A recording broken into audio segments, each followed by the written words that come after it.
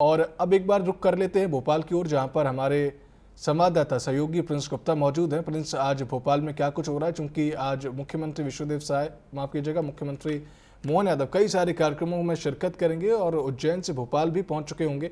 इस पर क्या कुछ अपडेट है और क्या कुछ जानकारी है, जरा विस्तार से बताइएगा। जी बिल्कुल।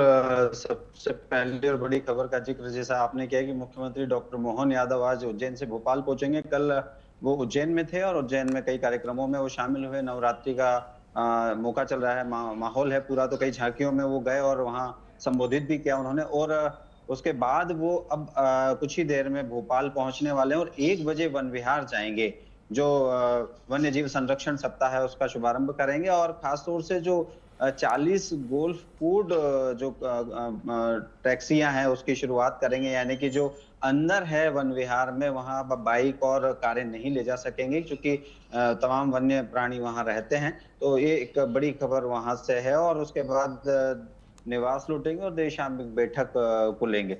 उसके अलावा अगली खबर की ओर मैं रुख करूं तो आज रामनवमी है और नवमी के दिन काफी कुछ अनुष्ठान होते हैं। लोग पूजा करते हैं माँ देवी माँ की, और उसके अलावा तमाम चीजें, अपनी कुल देवी की भी पूजा करते हैं।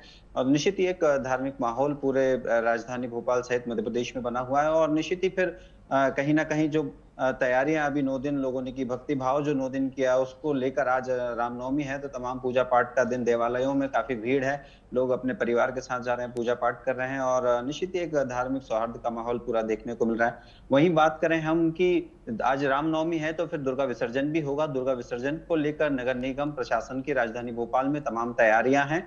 1500 से अधिक लगभग पुलिस कर्मियों को इसमें लगाया गया है। नगर निगम का अमला लगा है, बड़ी क्रेन्स लगी गई हैं। छोटी और बड़ी मूर्तियों को विसर्जित करने के लिए अलग अलग स्थान तय किए गए हैं और उन अलग अलग घाटों और स्थानों और कुंडों में माता रानी का विसर्जन होगा, तो उसकी भी चाक चौबंद व्यवस्था है। पुलिस ने भी अपनी व्यवस्थाएं चाक चौबंद की है, सुरक्षा के तमाम इंतजाम किए हैं ताकि कोई ऐसी अप्रिय घटना ना हो जिसको चलते कहीं ना कहीं एक धार्मिक सौहार्द में कहीं कड़वाहट हो। तो इस तरह की तमाम प्रशासनिक तैयारियां भी दुर्गा विसर्जन को लेकर है।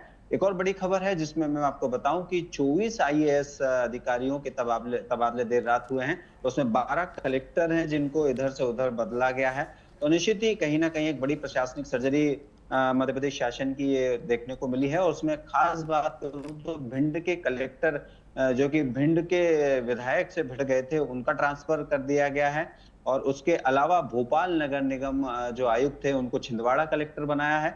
और भोपाल की जो निगम आयुक्त हैं संस्कृति जैन, उनको बनाया गया है। यानी कि अब भोपाल की महापौर और निगम आयुक्त दोनों महिलाएं हैं और दोनों के ऊपर एक चुनौती होगी भोपाल जैसे शहर को सुव्यवस्थित रखना और सुचारू रूप से वहां की व्यवस्थाएं चलाना और तमाम तरह नगरीय निकायों के कामों को संपादित करना। यानी कि अब नगर निगम की जो बागडोर है वो महिलाओं के हाथ में है। महापौर भी महिला है और निगम आयुक्त भी महिला है।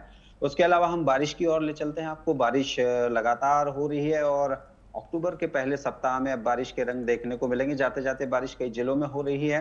मध्य प्रदेश के कई मतलब शहरों में बारिश हमें देखने को मिलेगी, जिलों में देखने को मिलेगी।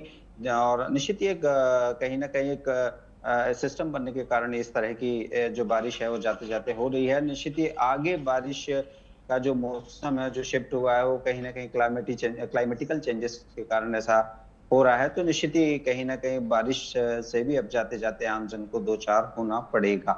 जी, तमाम जानकारियों के लिए बहुत बहुत शुक्रिया प्रिंस आपका। हम बात कर रहे थे हमारे सहयोगी प्रिंस गुप्ता से, जो कि भोपाल से हमें जानकारी दे रहे थे सारी चीज़ों की।